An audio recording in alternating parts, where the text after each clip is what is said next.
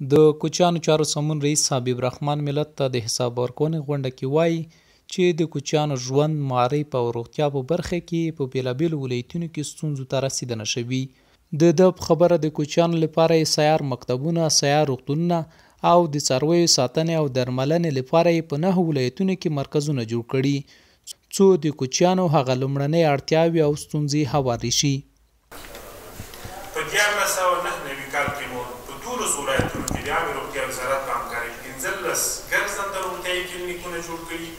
د دغو کلینیکونو خدمات د ORCD موسسه پر مخ وړي. دغو کلینیکونو د یو کال په جریان کې 9,930 کوچیانو درملنه کړې. همدارنګه یې 6,322 ماشومانو ته واکسین ورکړی ده.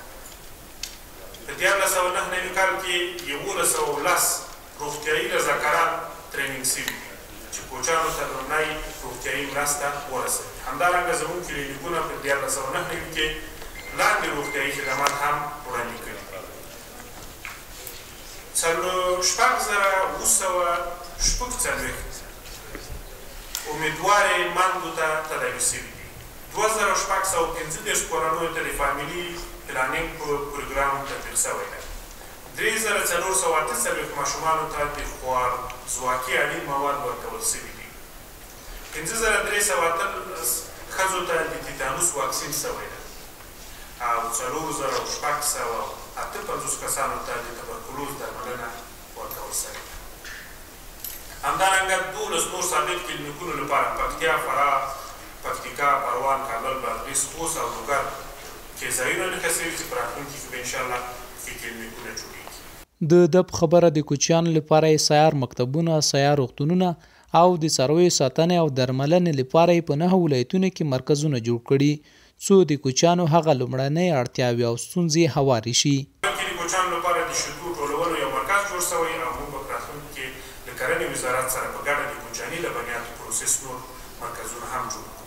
په 10 ولایتونو کې د 10 بابو نمونوي جوماتونو د پروژې د تطبیق کارونه نهایي شوي دي. ډېر ژر به د حج او اوقافو وزارت په مرسته کوچیانو ته جوړ شي.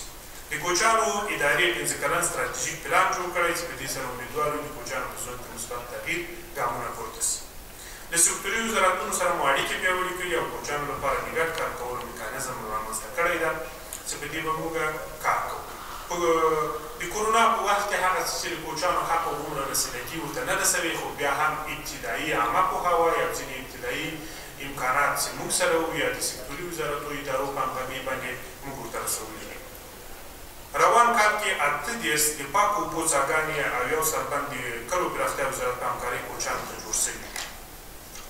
په مرکز او ولایاتو کې 15,000 څخه زیاتو کوچیانو ته د تذکرو او پاسپورټونو ورکولو شرایط برابر شوي. په ټول هېواد کې سلګونو کوچي مېرمنو ته د ناروغیو په هکله عامه پوهاوی شوی.